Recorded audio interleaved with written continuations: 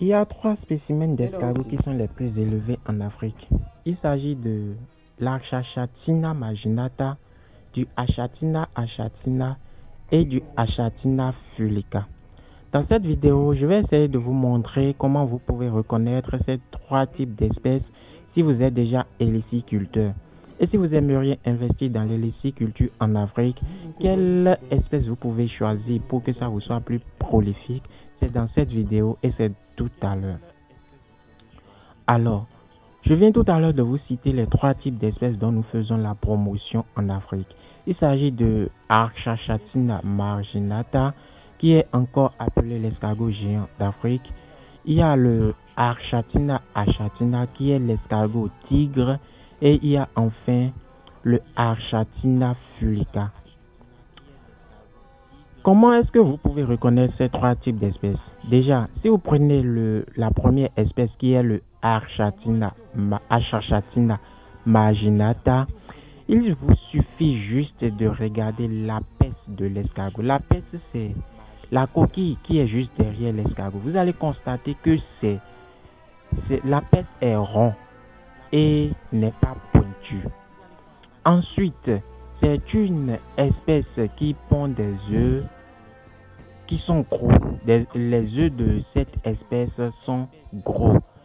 Et les œufs ne sont pas assez nombreux. Ils pondent des œufs qu'on peut quantifier entre 6 et 15. Le nombre d'œufs augmente en fonction de l'âge de l'espèce. À chaque fois quand l'espèce augmente en âge, le nombre d'œufs augmente. Ça peut quitter les 6 pour les 10 et ainsi de suite jusqu'à 15. L'espèce là, à maturité complète, va jusqu'à 450 grammes. L'espèce va jusqu'à 450 grammes à maturité complète.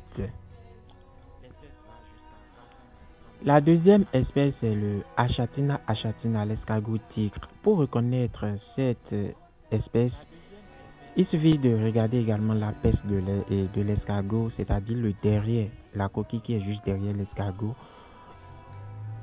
Ici, l'apex de l'escargot est rond, mais n'est pas aussi prononcé comme pour le Achatina marginata.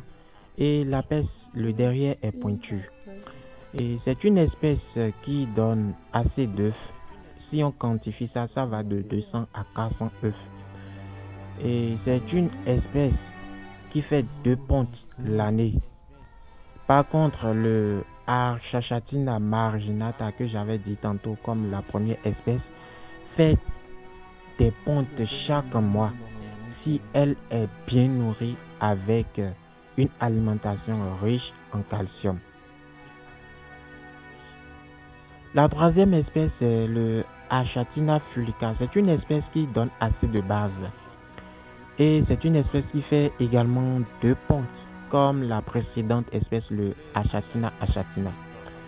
Le Achatina fulica à maturité complète va jusqu'à 300 grammes. Le nombre d'œufs par ponte de cette espèce varie entre 200 et 400.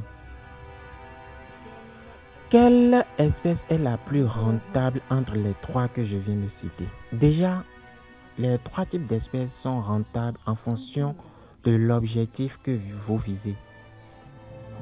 Si vous aimeriez élever les escargots pour la consommation, pour la chair, vous pouvez choisir le Achatina marginata et le Achatina achatina, puisque ces deux espèces sont beaucoup plus élevées pour leur chair.